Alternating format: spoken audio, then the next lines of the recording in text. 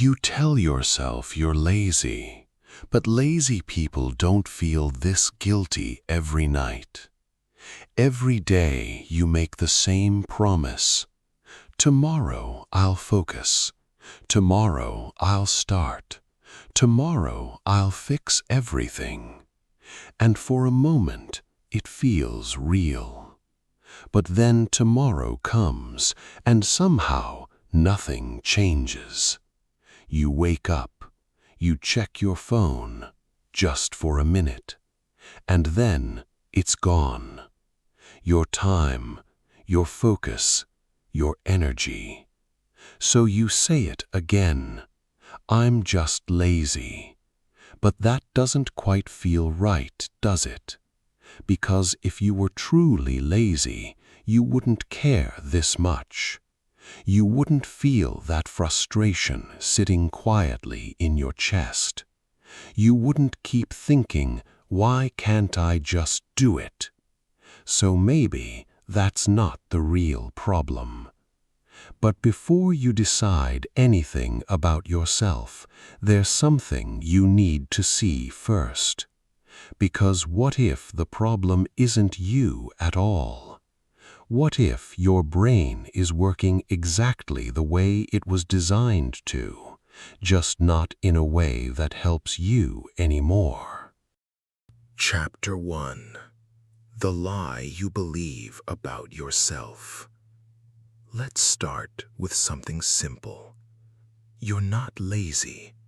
I know that sounds like something people say to make you feel better, but stay with me for a second, because this isn't about motivation or positive thinking. It's about something much more uncomfortable. The way you see yourself might be wrong. Think about it. If you were actually lazy, truly lazy, you wouldn't sit there at night feeling bad about your day. You wouldn't replay moments in your head thinking, I should have done more. Lazy people don't carry that weight. They don't feel that quiet pressure when they waste time. They don't keep planning to change. But you do. And that matters more than you think. Because that feeling, that frustration, that guilt, it's proof of something. You care. And caring is the opposite of laziness. But here's where things get confusing. You care, yet you don't act. You want to change, yet you don't start. Or maybe you do start for a day or two, maybe even a week. And then slowly, without even realizing it, you slip back into the same pattern. Not dramatically, not all at once, just a little delay here, a small distraction there, until suddenly you're back where you started. And that's the part that hurts the most. Not failing, but repeating. Doing the same thing again, knowing exactly how it ends. So your brain tries to explain it. It looks for a reason, and the easiest answer is always the same. I'm lazy. It's simple, it's familiar, it closes the question quickly. But it's also dangerous. Because the moment you accept that label, you stop investigating the real cause. You stop asking deeper questions. And without realizing it, you lock yourself into a story that isn't even true. Here's the strange part. Calling yourself lazy feels honest, but it might actually be the most misleading thing you tell yourself. Because it ignores everything happening underneath. The small decisions, the invisible habits, the patterns you didn't consciously choose. Instead, it puts all the blame on you, as if this is just who you are. But what if it's not? What if your behavior isn't coming from your personality, but from something you've been repeatedly exposed to. Something subtle, something constant, something that slowly reshaped the way you use your time without you ever noticing it happening.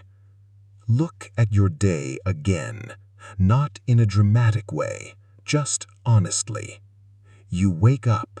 Before your mind fully settles, your hand reaches for your phone.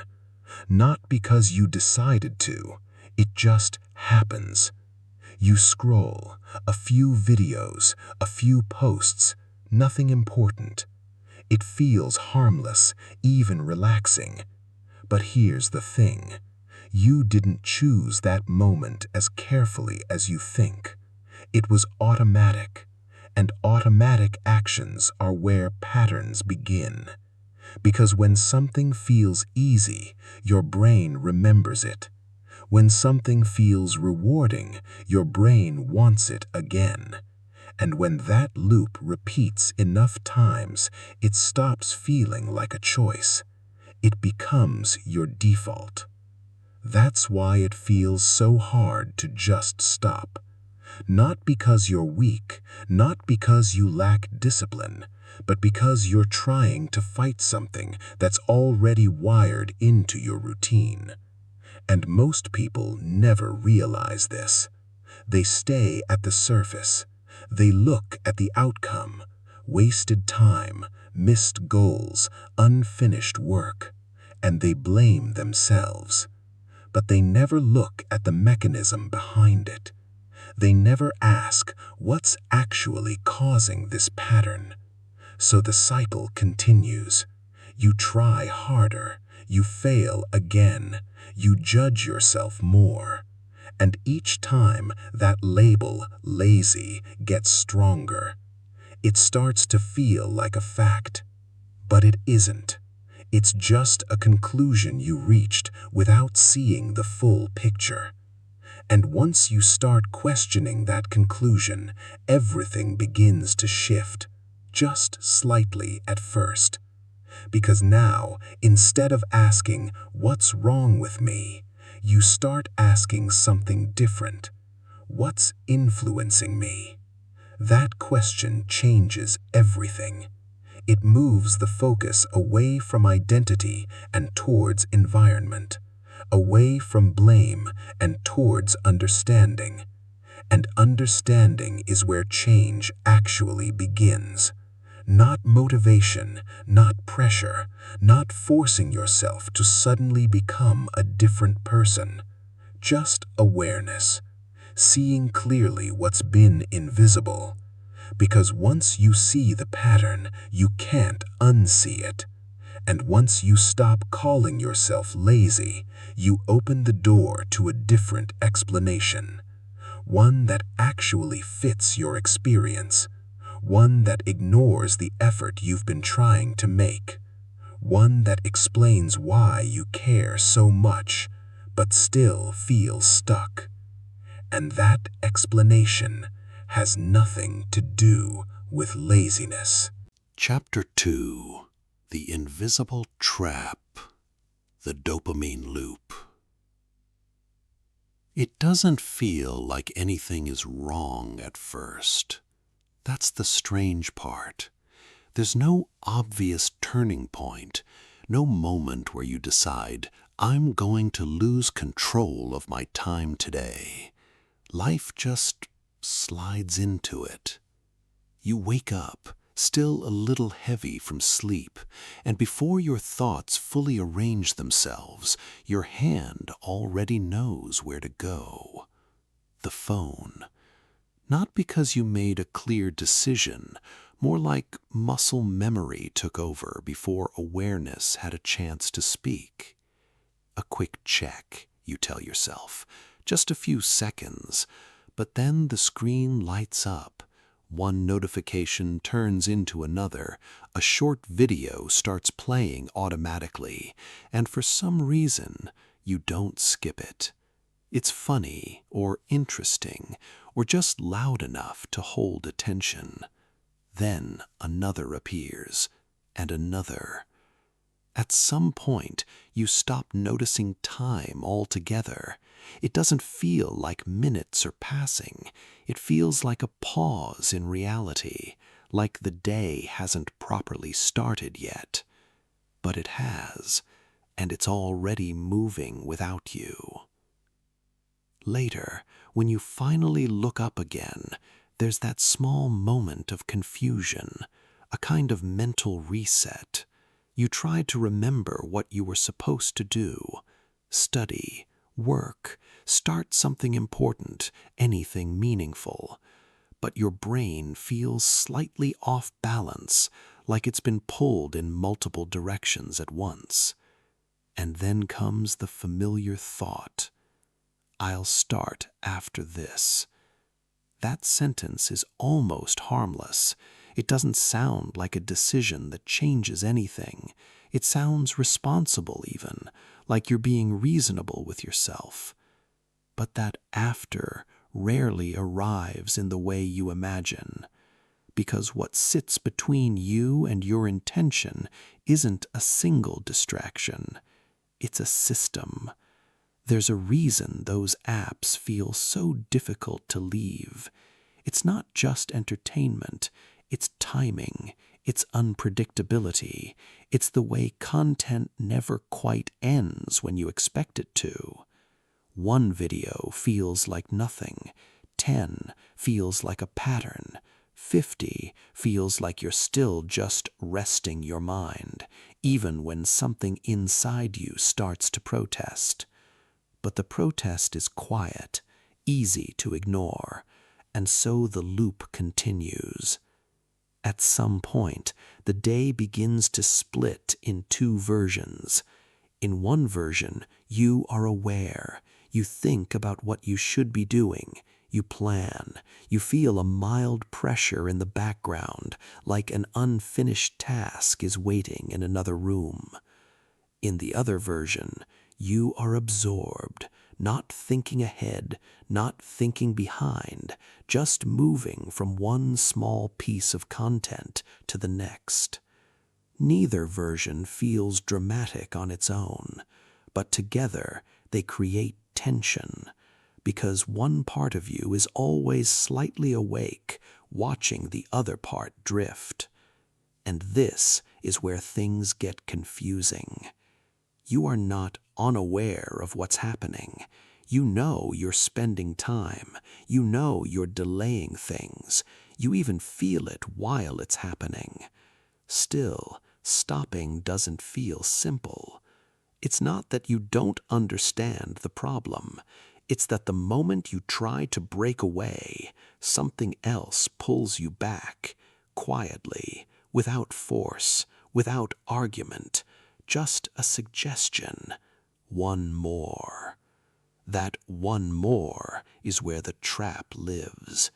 It doesn't demand anything from you. It doesn't threaten you. It doesn't even sound important, but it's always available. And because it's always available, your brain begins to treat it like the default option, not something special, not something chosen carefully, just something that exists, ready to fill any empty second.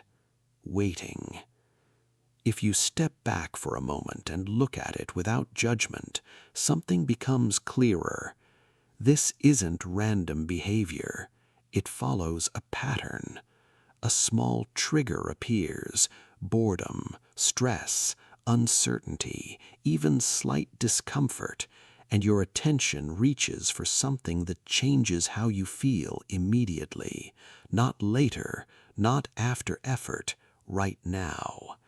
And when that relief arrives, even briefly, your brain records it, not as a lesson in discipline or failure, but as a simple association. This made the feeling stop. That's enough for the loop to strengthen. Over time, this creates a quiet shift that most people don't notice while it's happening. Tasks that require patience start to feel heavier than they used to, not because they changed, but because your attention has been trained to expect quicker responses.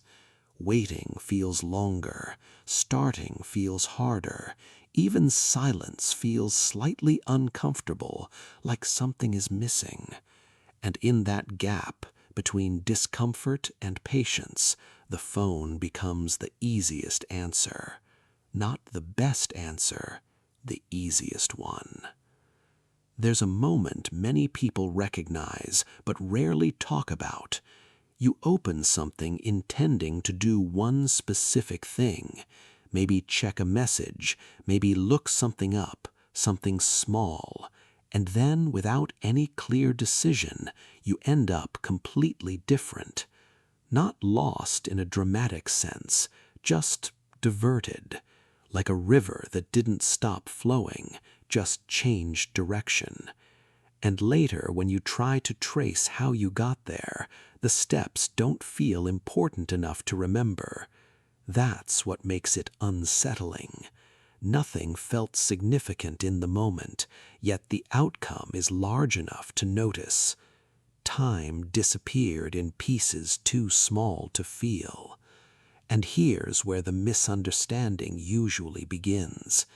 People assume they lack discipline. They imagine others have something stronger, some invisible control that they don't. But discipline is not what's being tested in these moments. What's being tested is resistance against something that doesn't feel like pressure at all. It feels like comfort. And comfort is far harder to argue with than difficulty. Because difficulty at least warns you. Comfort just quietly replaces your intention. The most difficult part is that none of this looks like a problem from the inside while it's happening. There's no alarm, no clear signal, no obvious point where you think, I should stop. Instead, there is a smooth continuation of attention, guided by whatever feels easiest to follow next. Again and again, until later becomes the most repeated intention of the day, and now slowly gets outsourced to everything except what actually matters. And still, even after noticing all this, the loop doesn't break just because you understand it. Understanding is only the beginning, because the real question isn't why it happens. It's what your brain is actually getting from it that makes it so hard to stop. And that's where things go even deeper. Chapter 3. Why you keep repeating the same day. At some point, the day stops feeling like a series of choices. It starts feeling like a replay. Not exactly identical. The details shift. Different videos, different thoughts, different small interruptions. But the structure barely changes at all. Wake up, drift, delay, promise, repeat. And the unsettling part is how normal it begins to feel. You might notice it in small ways first. You sit down with a clear intention, something simple even. Finish a task, start studying, reply to something important. Nothing dramatic. For a brief moment, it feels possible. Then something interrupts it, not loudly, not even clearly, just a soft shift in attention, a glance away, a quick check, a thought that says, I'll do it after this. And somehow, that small pause becomes the new starting point. Except it isn't a starting point anymore. It's a detour that forgets it was ever supposed to return. What makes this pattern so hard to notice is that nothing feels explicitly wrong while it's happening. You're not failing in an obvious way. You're not making a single dramatic mistake. You're just moving through small decisions that all feel reasonable on their own. Rest for a minute, check something quickly, take a break because you deserve it, Wait until later because you'll focus better then.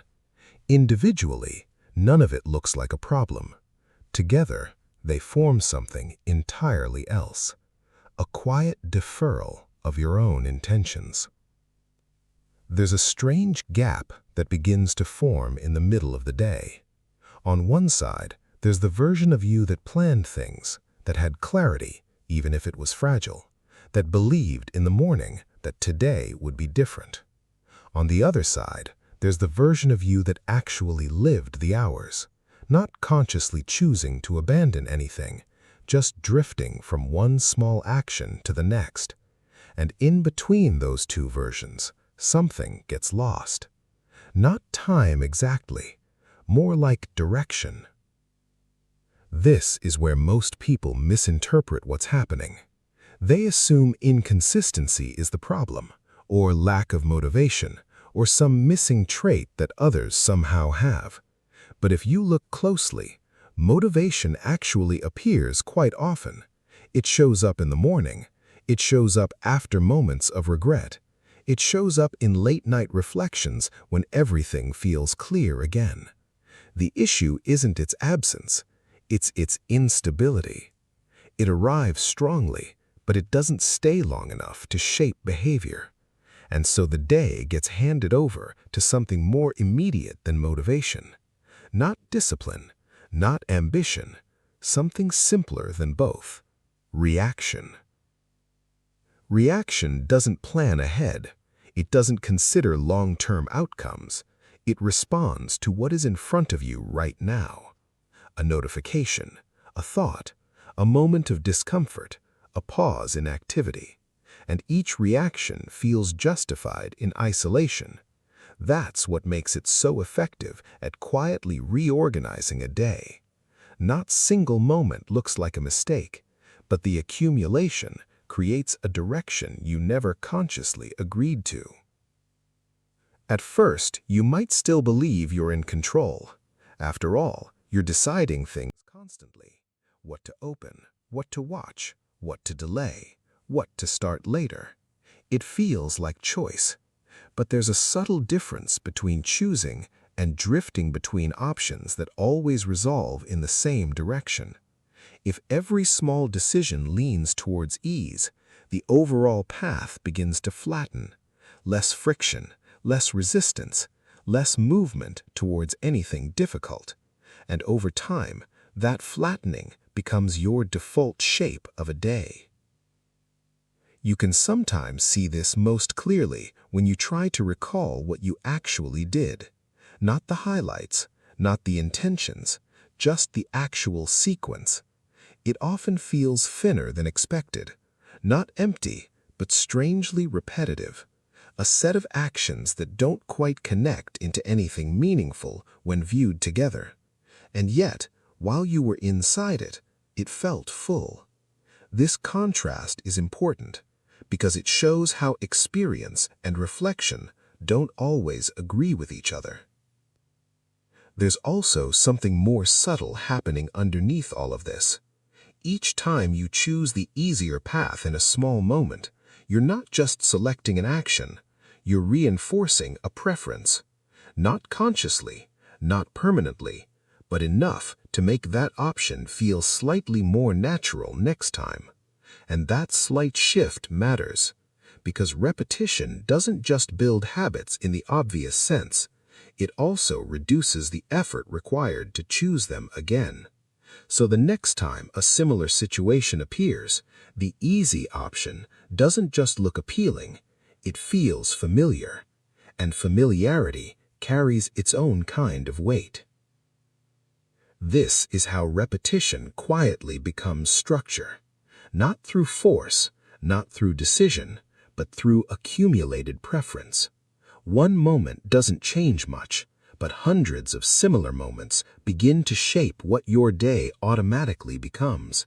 And eventually, you stop noticing that there was ever another way it could have gone. What makes this especially confusing is that you still feel intention in the background. You still think about doing things differently. You still imagine a better version of the day.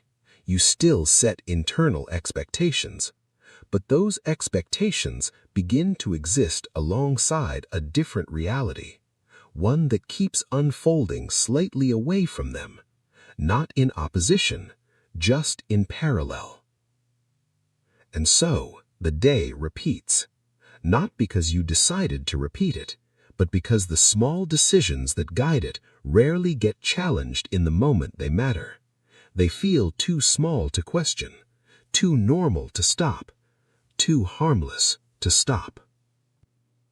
And that is where the pattern becomes self-sustaining, not because it's strong, but because it never appears strong enough to resist. And that's exactly why it continues. Chapter 4. The real problem isn't discipline. There's a point where the frustration starts to turn inward. After enough failed attempts, enough tomorrows that never really arrive, the explanation begins to simplify itself in a harsh way. I just don't have discipline. It sounds honest, even responsible in a strange sense, like you're finally accepting the truth about yourself without excuses. But it's also incomplete. And that incompleteness is exactly why it keeps coming back. Discipline is usually imagined as something sharp, a kind of internal strength that appears when needed, holds everything together, and pushes you through resistance. So when things don't work out, the conclusion feels obvious. If life isn't changing, then discipline must be missing. But this interpretation skips over something important: how rarely discipline is actually the thing being tested in everyday moments. Most of your day doesn't involve dramatic decisions where willpower is clearly required. It's quieter than that, almost invisible. You're not standing at a crossroads thinking, should I completely change my life right now or not? It doesn't happen like that. Instead, it shows up in smaller situations: a delay before starting, a quick check of something unrelated, a moment of discomfort that makes you shift attention elsewhere, a task that feels slightly heavier than expected, so you postpone it just a bit. None of these moments feel like tests of discipline. They feel ordinary. And that's exactly why they shape everything. What actually governs these moments is not a grand act of control, but something much more immediate: how your environment responds to your attention. If something is easy to access, your attention tends to drift toward it. If something offers immediate relief, your mind tends to accept it without negotiation. If something requires sustained effort without instant reward, your mind hesitates before engaging with it. This isn't moral failure. It's design interacting with behavior. Think about how many of your decisions happen before you even realize a decision is being made. You don't sit and debate whether to open a familiar app. You already know the sequence your hand will follow in certain moments of boredom or pause. That predictability isn't a lack of discipline. It's the result of repetition. And repetition doesn't ask for permission. It simply becomes the default over time. This is where the misunderstanding deepens. Because from the outside, the result looks like inconsistency. From the inside, it feels like intention is always present, but somehow failing to translate into action. So the mind looks for a single missing piece, and discipline becomes the easiest candidate. It sounds precise. It sounds controllable. It gives the illusion that if you just had more of it, everything would align. But that explanation quietly ignores something more uncomfortable. Even strong intention struggles when the structure around it constantly pulls in a different direction. There are moments when you've probably felt this contradiction clearly. You genuinely want to start something. There's no confusion about that. The intention is real, and yet you don't start. Not because you suddenly changed your mind, but because the transition from intention to action gets interrupted by a dozen small, almost unnoticeable steps. A pause, a distraction, a quick shift of attention, a delay that feels harmless in isolation. And by the time you return to the task, something else has already filled the space. Not because it was more important, just because it arrived first. Discipline is often treated like a switch, on or off, present or absent. But in reality, most of your behavior doesn't wait for that switch to be activated. It flows through patterns that are already in motion before discipline even has a chance to be relevant. And if those patterns consistently lead away from effort and toward ease, then discipline is not the primary battleground. It becomes something that arrives too late. There's also another layer people rarely consider. When you repeatedly rely on quick relief or easy transitions throughout the day, the threshold for discomfort slowly shifts. Tasks that once felt manageable begin to feel slightly heavier, not dramatically, just enough to notice a difference in resistance. And over time, that small shift changes how initiation feels. Starting becomes something you postpone more often, not because it became objectively harder, but because your baseline tolerance for friction has quietly adjusted. So when you sit down and try to be disciplined, you are often not just facing a task. You are facing an accumulated history of small preferences that already leaned in a different direction. And that's a very different situation than simply trying harder.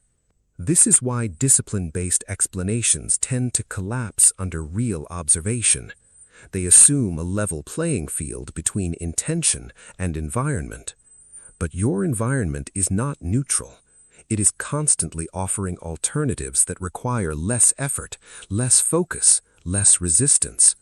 And your mind, being responsive rather than fixed, tends to follow what is immediately easier unless something actively interrupts that flow. None of this removes responsibility, but it changes where the focus actually needs to be. Because if the problem were purely discipline, the solution would be straightforward: just increase it. Yet people already experience moments of strong discipline. They already have bursts of clarity and motivation. The issue is not whether discipline exists, it's whether it survives long enough to matter in a system that constantly redirects attention elsewhere. And once that becomes visible, something subtle starts to shift. The question is no longer, why am I not disciplined? It becomes something more precise and slightly more uncomfortable. What exactly keeps pulling me away before discipline even has a chance to act? And that question leads somewhere different, not towards blame, but towards structure. And structure is where the real explanation begins to take shape. Chapter 5: Small Changes That Actually Work. At this point, something usually becomes clear. Understanding the pattern is one thing. Actually interrupting it is something else entirely. Because insight alone doesn't automatically change behavior. It just makes the behavior harder to ignore. And that's where most people get stuck. They stop at awareness and expect the rest to happen naturally. It doesn't. What changes things is far less dramatic than people imagine. No sudden personality shift, no intense reset, no perfect routine that fixes everything overnight. Just small structural adjustments that quietly make the old pattern harder to repeat. It often starts with something almost uninteresting. Not motivation, not inspiration. Friction. If you look closely at your day, you'll notice that certain actions require almost no effort to begin. You don't need to convince yourself. You don't need a plan. You just start. Other actions, even important ones, feel slightly heavier. Not impossible, just delayed by a few seconds of hesitation that often turns into minutes. That difference matters more than it seems, because behavior doesn't always depend on intention. It often depends on what gets started first, and whatever starts easily tends to continue longer than expected. This is why relying on willpower alone rarely works in a consistent way. Willpower shows up in peaks. It feels strong in the morning, or after a moment of guilt, or during a burst of clarity. But those peaks don't last the entire day. So if your system depends entirely on those peaks, your behavior will naturally rise and fall with them. And that creates instability. Not failure, just inconsistency. A more reliable approach begins somewhere simpler, making the unhelpful path slightly less automatic. Not impossible, just less immediate. Because right now, many of the actions that pull you away from what matters require almost no decision at all. They are already waiting at the exact moment your attention softens. So even a small delay changes the outcome. A pause before opening something, a moment of awareness before switching tasks, a brief interruption in the automatic sequence. These don't sound significant. They rarely feel powerful while you're doing them, but they disrupt the smoothness of the loop. And smoothness is what keeps the pattern alive. On the other side, the helpful actions often suffer from the opposite problem. They are slightly too heavy to begin. Not because they are difficult in themselves, but because the starting point is unclear or mentally expensive. Your mind has to prepare before acting, and that preparation becomes a barrier. So instead of relying on motivation to push through that barrier, it helps more to reduce what is required to begin. Not do more, just make starting less complicated. There's a subtle shift that happens when this begins to work. You stop negotiating with yourself as much. Not because you became more disciplined, but because fewer decisions are needed in the first place. And when decisions shrink, resistance also shrinks with them. But even with better structure, there's still a moment that matters more than everything else. The first few seconds. Because that's where most patterns either continue automatically or get interrupted. If you pass that initial threshold, the rest often becomes easier than expected. If you don't, the day quietly slides back into familiar behavior without much resistance. So the real focus isn't on the entire task, it's on the entry point. Another important shift happens when you stop treating productivity as a long, continuous effort. Most people imagine they need long stretches of focus to make progress, hours of uninterrupted concentration, perfect conditions, no distractions.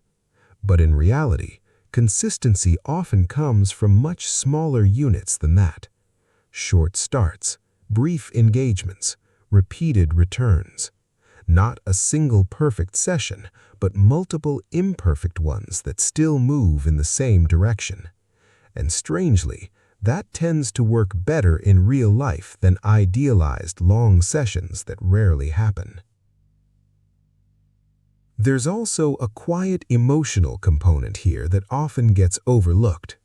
When everything feels like a test of discipline, every failure feels personal, heavy, accumulative.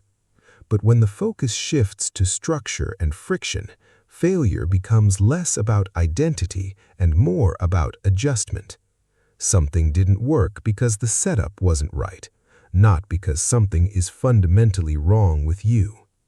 That doesn't remove responsibility, but it changes the emotional weight attached to it.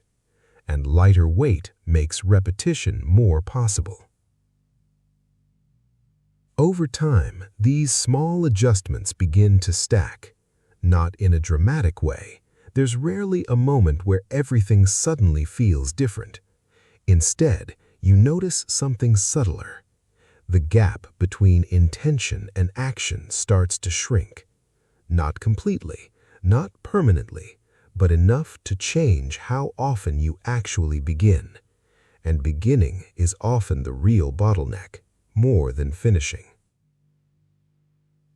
This is where change becomes more realistic, not in the form of perfect discipline, but in the form of fewer barriers between thought and action. Less delay, less friction, less mental negotiation before starting something that matters. And once that begins to stabilize, something else becomes visible. The problem was never just effort. It was the environment your effort had to operate inside. And when that environment shifts, even slightly, behavior starts to follow in ways that feel less forced and more natural. That's where the real work is happening, not in dramatic transformation, but in the quiet engineering of everyday choices that used to happen on autopilot. Chapter 6. You were never lazy. At some point, the story you've been telling yourself starts to feel a little less certain. Not because everything is suddenly solved, not because the habits have fully changed, but because the explanation you used to rely on doesn't quite hold the same weight anymore. I'm lazy. It used to feel like a conclusion, clean, simple, final. Now it feels more like a shortcut your mind took when it didn't have a better answer. There's a quiet shift that happens when you stop using that label so quickly. You begin to notice something uncomfortable but important. You've actually been trying. Not in a perfect, consistent way, but in repeated bursts.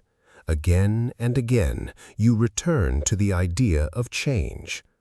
That detail matters more than it first appears, because indifference doesn't usually look like that.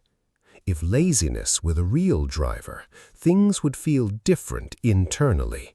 There would be less frustration, less self-correction, less internal negotiation. But what actually shows up is closer to tension, a split between what you intend and what ends up happening. A constant awareness that something isn't aligning the way it should. That tension is exhausting, but it also reveals something important. You are not absent from the process. You are stuck inside it. And being stuck is not the same as being unwilling. It's a very different state, even if it looks similar from the outside. From a distance, someone might just see inaction, missed goals, delayed progress. But from the inside, it feels more like being pulled in two directions at once. One part of you reaching forward, another part quietly drifting back into familiar ground. Not because you chose it, because it's easier to return to what your system already knows. Over time, that repetition can distort how you interpret yourself. When enough attempts don't lead to lasting change, the mind looks for a stable explanation, something that explains everything at once, something simple enough to stop the questioning. That's where labels like lazy begin to settle in, not as truth, but as closure. But closure doesn't always mean accuracy. Sometimes it just means the mind has stopped looking deeper. And once you stop looking, the surface explanation becomes the only one left standing. If you revisit your days with a slightly different lens, something else becomes visible. You didn't lack moments of clarity. You had them, often. You didn't lack intention. That was there too. What was missing wasn't desire, it was continuity. The ability for intention to survive long enough to turn into action before something else redirected it. And that distinction changes everything about how you interpret your behavior, because now the focus shifts away from identity and toward conditions. Not who am I, but what keeps interrupting the flow between what I want and what I do. That question is less comforting, but far more precise, and precision tends to lead somewhere useful, even if slowly. There's also something else worth noticing. The more you understand the structure behind your habits, the less personal those habits start to feel. They stop looking like moral evidence about who you are. They start looking like outcomes of repetition, environment, timing, and attention. Not fixed traits, patterns. And patterns can be changed, even if not easily. This is where a quieter kind of relief sometimes appears. Not excitement, not sudden confidence, just a soft reduction in self-accusation. Because when the explanation shifts, the emotional pressure shifts with it. You stop arguing with yourself in the same harsh way. You stop treating every delay as proof of failure. You start seeing it as information instead of identity. And that change, although subtle, matters more than it seems. Because self-perception shapes how you respond to future moments. If you believe you are fundamentally flawed, every setback becomes confirmation. But if you see behavior as something shaped by systems that can be adjusted, then setbacks become signals, something to learn from rather than something to inherit. None of this turns life into something effortless. That would be unrealistic. There will still be days where old patterns return without much resistance, days where focus slips faster than expected, days where intention doesn't fully translate into action. But those days no longer carry the same meaning. They don't define the whole picture. And over time, something more stable starts to form in the background. Not perfection, not constant discipline, just a growing sense that your behavior is not a fixed verdict on who you are. It's something more fluid than that, something that responds to structure, attention, and small adjustments over time. So when the thought returns, the old familiar one, I'm just lazy, it doesn't land the same way anymore. It feels less truth, and more like a habit of interpretation that no longer fully fits what you now understand. And maybe that's where real change begins. Not in becoming someone completely different overnight, but in no longer mistaking a solvable pattern for a permanent identity.